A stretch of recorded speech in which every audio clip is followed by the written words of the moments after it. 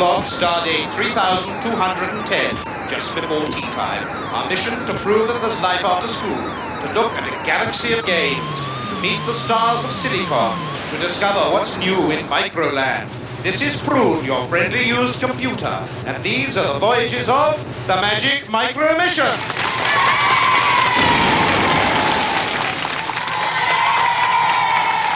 Hello, Captain. Nice to see someone with as much wind as you have, putting it to good use for once. Oh, good, silent captain. Over to you, Egghead. Did you know that without computers, the IRAS satellite and its discovery of a 10th planet and a new solar system would have been quite impossible? More later. Nice one, Egghead. Over to you, Joe. Hello, your add-ons look good today. Thank you, Prune. Who have we got crewing for us this week? Well, we've got a large crew this week. We've got Woodrush High School from Hollywood. Fairfax School from Sutton Coldfield. And Ruskin Junior School from Swindon. So, Prune, with such an efficient-looking crew of spacemen, I think we can fly this mission without Captain's control. I quite agree. Are you better yet, Captain? Can we speak yet? Yes, we can, Prune. What a pity. You know, I'm never one to complain, but really I am getting the tedious bit fed up with these silicon superstars tampering with the ship. Speaking as one computer to a mere mortal, wouldn't it be wise to have a log-on identification? Hang on, Prune, I've got a much better idea. Yes? Wouldn't it be better to have a log-on identification? Brill, Captain. See, a special sign that they all use to prove that they're with the mission, like an M for Magic Micro Mission. In fact, we'll try it out now. Are you with the mission? We are with the mission! Again, are you with the mission? We are with the mission! Hello, Prune again. There's another silicon superstar trying to get loaded. He's top rock musician, Rick Wakeman. Rick isn't our only guest on this mission, as we'll find out now as we meet our famous five.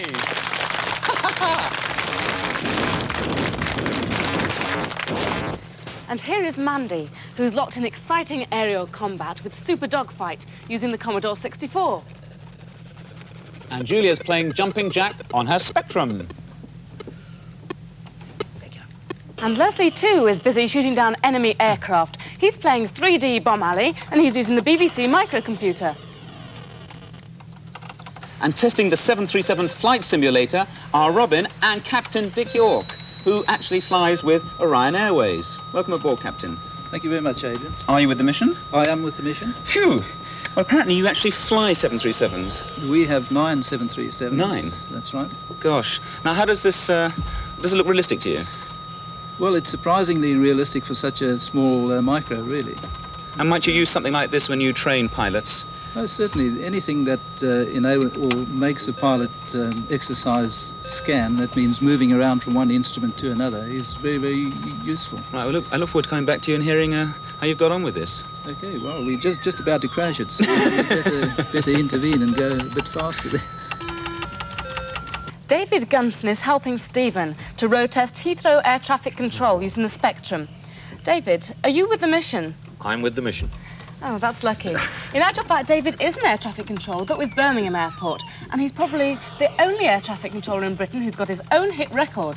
And so our famous five, with the help of David Gunson and Captain Dick York, have really got their feet off the ground. Also in the air is Clint Eastwood in Firefox, flying a captured, computer-controlled Russian jet. Missile cruiser, contact dead ahead. Target does not appear to be taking avoiding action, Captain. He will. Can't take evasive action, I'm too low on fuel. Going in, let's see what this baby can do.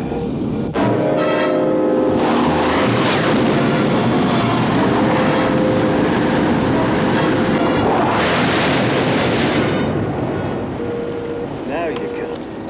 Homing device just activated. Estimated 140 miles out. ECM picking up infrared detection beams. They've got me locked on. Coming in at 20 feet. Weapon system armed. Rear defense system engaged. I hope it burns up the sky. There she is. Picking up choppers now. I think I'll take one out. Buscati pieve raquette.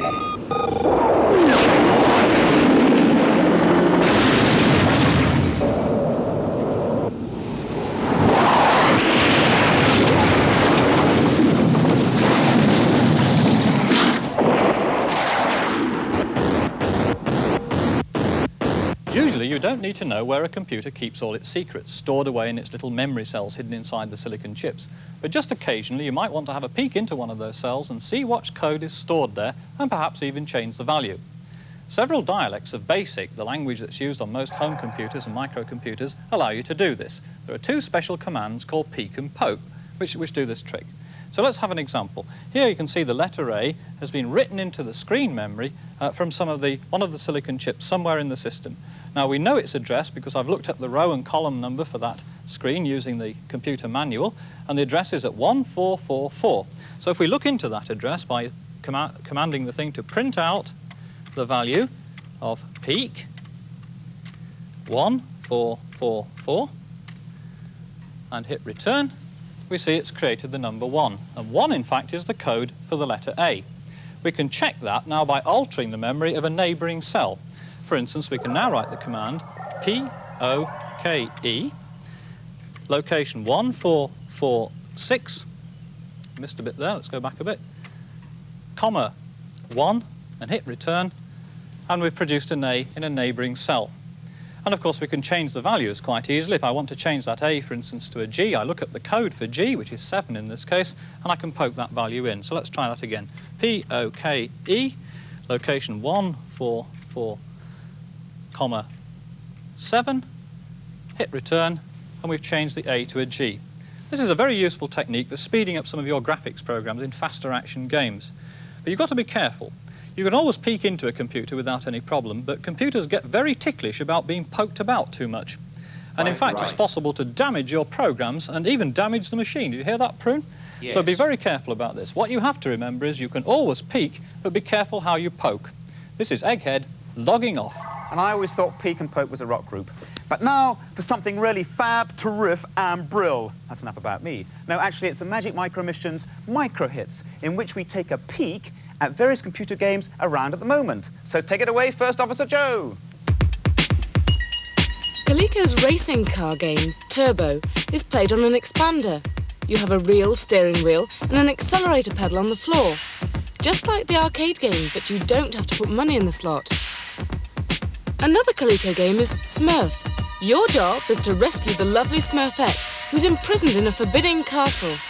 To get there, you have to jump gates, avoid ravens and leap off hedges. Basketball is going through something of a boom at the moment. Thanks to Mattel in television, you can now play basketball at home. Lunar crabs for the Sinclair Spectrum. Your moonbug has been damaged. All you can do is spin around on one track. Mutant crabs close in spitting acid at you. Use your cannon to defend yourself for as long as you can.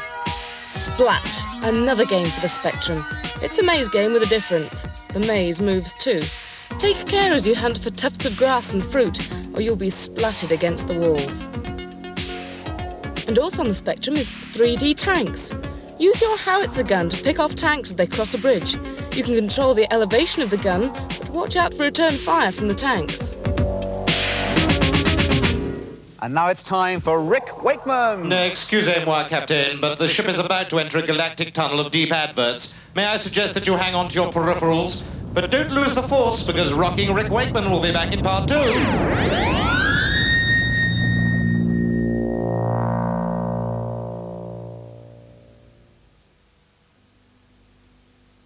10 years have gone by. Precious moments, the hopes and dreams, the joys and the pain of love. By the look in your eye, I can tell you're gonna cry. Is it over me? But these miss you nights. Precious Moments, the most romantic album you've ever heard. Available in the shops now. For colds, Beecham's Powder's Hot Lemon relieves headache, shivers, aching limbs and sore throat. Well, that's because of what's in it, isn't it? They say romance is back in style. I say it never went out. The Jardin de Max Factor, the incurably romantic fragrance.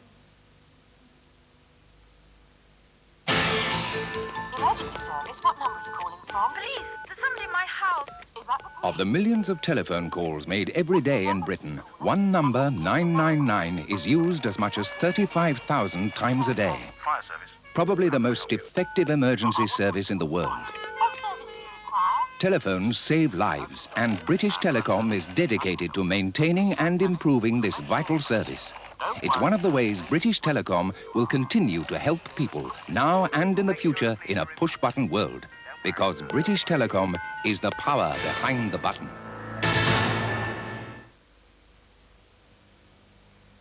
Hello, my name is Ralph Cohen, Managing Director of Philips Major Appliances here in Halifax. We believe in giving you the machines you want. Easy to use, well-made, reliable, energy-saving machines, like these.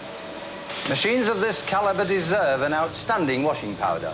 New System Persol Automatic is so good on today's wash, it's the only powder that we recommend, and the only packet we put in our machines.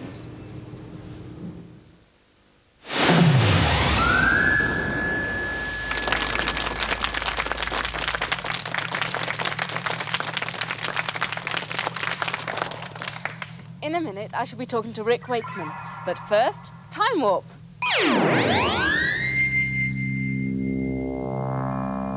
I'd like to tell you a little bit about how computers were used to develop spaceflight with the aid of this supercomputer here. I've built calculations into this computer which will show you how rockets and spacecraft can be launched into space from a planet, and we've called this little planet Unix 3.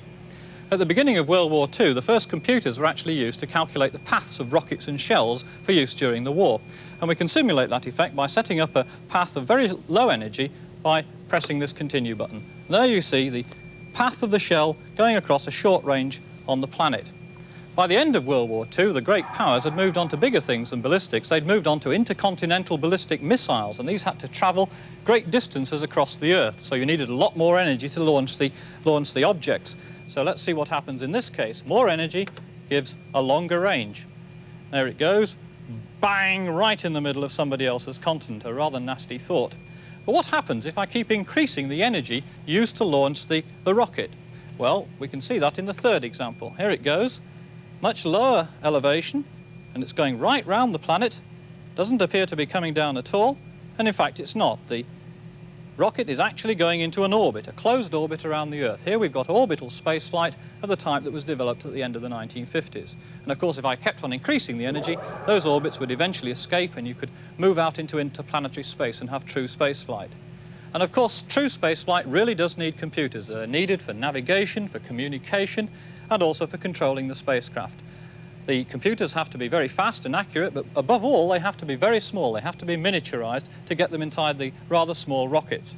And it was for this reason that scientists developed miniature electronics to actually make spaceflight possible. And of course, that led eventually to the miniature silicon chip, the start of the modern microcomputer. So space has a debt to computers, and computers have a debt to space. This is Egghead logging off.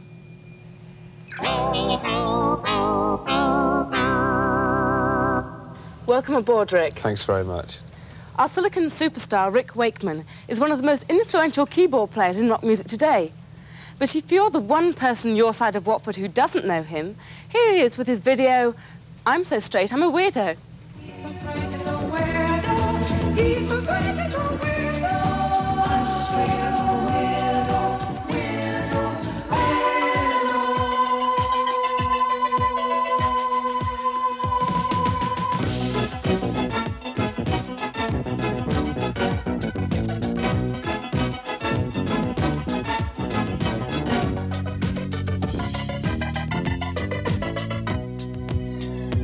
Oh, Rick, I know you've used computers in your music, in that your synthesizers have the same chips as the home computer and it's a read-only memory. That's right. But it's only recently that you've got a home computer, isn't it? Yeah, I bought myself a VIC-20, just purely in order to sort of log all my music in and everything, which I found very difficult to do, I must admit. In fact, one day I was at home and I went upstairs to get something, came down, and my boys had been in the room, and they'd actually wiped off all the things that I'd put on, or lost where I'd logged a memory, and they'd got flashing all around the screen, bum. And I sort of, first of all, was like pretty mad and sort of looked around and thought, how do they do that? And it was then the embarrassing thing that I suddenly realised that they knew a damn sight more about it than I did. And that's, which is interesting because it now means that parents can learn from their kids, which is very important. Ah, and you're improving now? No, I'm getting worse, but they're getting better. Fair enough. Listen, Rick, what are you going to do for us today? It's very simple. Instead of bringing along bringing along very expensive keyboards. I brought along 3, for want of a better word, quite cheap instruments, all about £700. Still a lot of money, but cheap as regards keyboards. They're a new sort because they're all full of microchips. They have no dials and very few buttons, which means that you can just program in as many sounds as you like. And they'll make lots of weird noises for you. Sounds good. Yeah, and I thought it might be interesting because they're ever so easy to play. Obviously, the more experienced you are, the more you can get out of them. So you reckon anybody could play this? Well, yeah, sort of, yeah, you could... Right, can we have 2 earthlings from the crew, then? How about you 2 there? Like to come out? Rick, I'll leave you to your music lesson. Yeah, thank you very much. Stay there and sweat for a second. I'll just start over here. I've already programmed this in, thanks to the wonderful little microchips. All you've got to do is count 4 and play 3 notes on the first 3. So if you go 1, 2, 3, 4, it's 1, 2, 3, 4, 1, 2, 3, 4. If you do that, then I'll add a little something to it.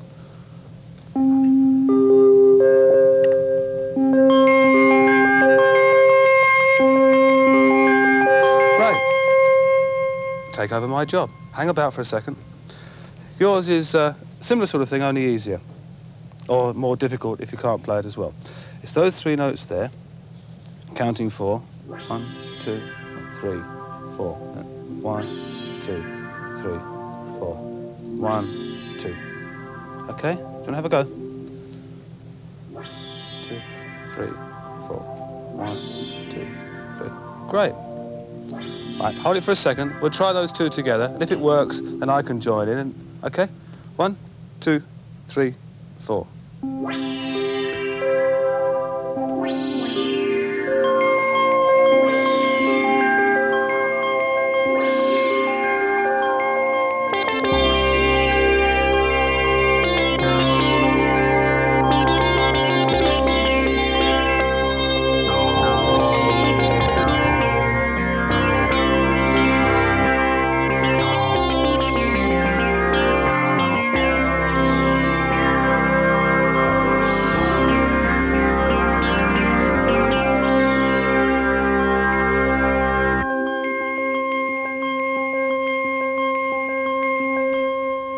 Brilliant. Well done.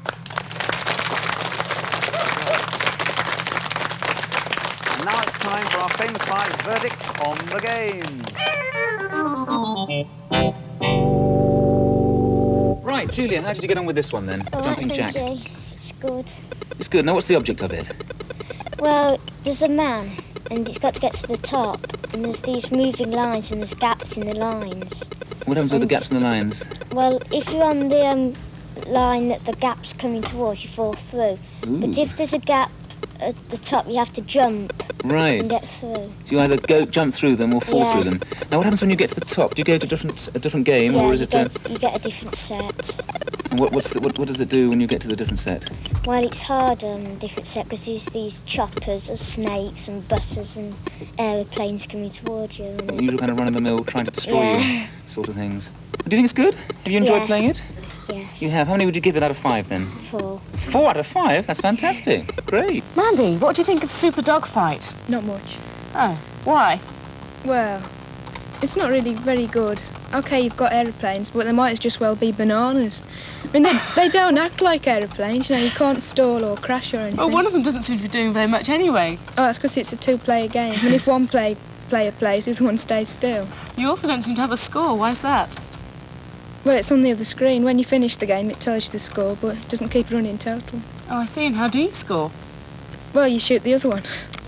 That's all there is to it. But you've got to hit it 10 times before you get 1 point. And then what happens? Then it stands still and you start again. So you're not really finding this one very exciting? No. How many marks do you give it out of 5? -5? No, 1. That's being generous. 1, a generous mark, 1. Oh dear. Right, let's find out how this one did then. How did this do, Captain York? Very well. You're not Captain York. Yes, he is. Is he? Oh, I see. You're co-pilot, right. You did very well with it, did you? Yes. You didn't have any kind of crash landings or anything? Well, he hasn't crashed it yet. No. Hasn't crashed it yet? No. That's fantastic. You've been playing it for ages. Did you rate it as a kind of simulator? Well, yes. It has remarkable similarities in terms of speed, flap settings and undercarriage. all the navigation facilities work very well, and it is very much like an aeroplane. It demands a lot of concentration.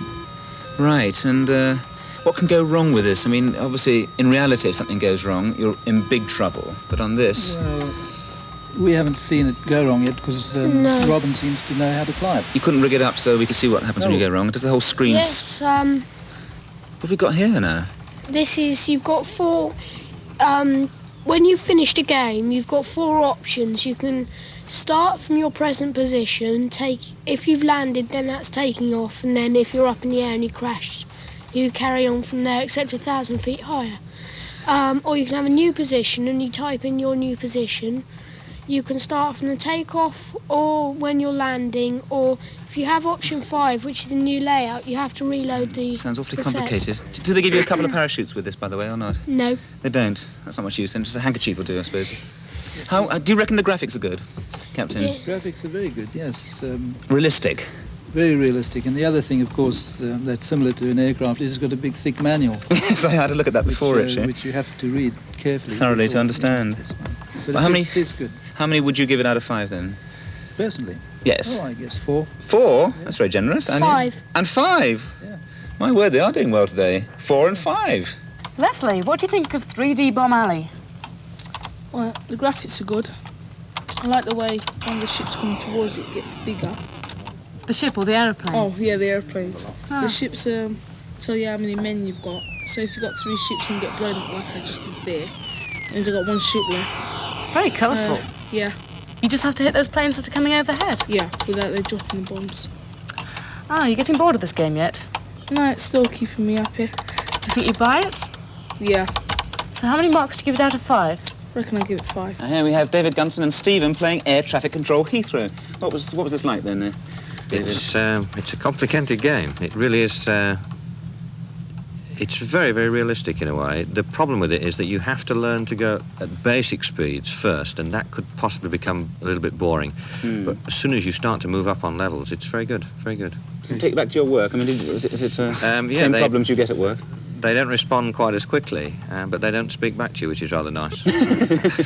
Now you've got pencil and paper here. What's all this for? It's difficult to work out headings, because you've got to put the aircraft onto separate headings yourself. So I just drew him a quick compass rose so that he'd a rough idea where the headings were. And now he's got that tightened up very quickly. So we were landing, I mean, we've had 4 aircraft down. 4 aircraft down already? Oh, yeah, no problem, yeah. We Did killed they a all few. manage to take off? Oh, yeah, we're getting there. Airborne's are okay, yeah. We ran into a few at Lambourne, didn't we? We had a nasty experience at Lambourne. Oh, what happened there? Well, 4 jumbos ran into each other, but it was only a small error. I mean, that's nothing. We're all around an error. Yeah, isn't it? What's the worst kind of thing that's ever happened to you when you're as a real air traffic controller? You tend not to get bad experiences. I mean, if the screen goes blank, that's rather a bad experience. It leaves you thinking for a little while. But if it's running well, and it normally is, you can keep the thing under control, so you tend not to get into a panic position. The idea is to keep the number of aeroplanes down to the level you can control. And that's good on here, because you can do this then. Right. You can take off as much work as you want to do on this. Well, Stephen, would you actually like to become an air traffic controller after this, or would you? Well, you have to have a lot of concentration, but it's good if you're a budding air traffic controller. Right. So how many would you give out of 5 for this game? 4, because it's very well written. 4 from Stephen? Yeah, I'd certainly go 4. I think it's very good. Very These good. games have been tremendous today. Yeah. Wonderful. Well, thank you, Captain York and David Gunson, for coming along and helping our famous 5. Oh, Captain. Yes? Isn't it good down here? Yes. I didn't tell you, I'm not with the mission. Don't touch anything! Oh, really? There seems absolutely no point in checking the superstars if we don't bother to check them all. My programmer warned me about rock musicians. He said, never let them try hands-on with you. They stay up late and go to discos, a thoroughly bad bunch, if you ask me. You see, that's the trouble you didn't ask me. If only leaving to Prune, a lot of bubble sorting can be avoided. There's no point in my saying I told you so.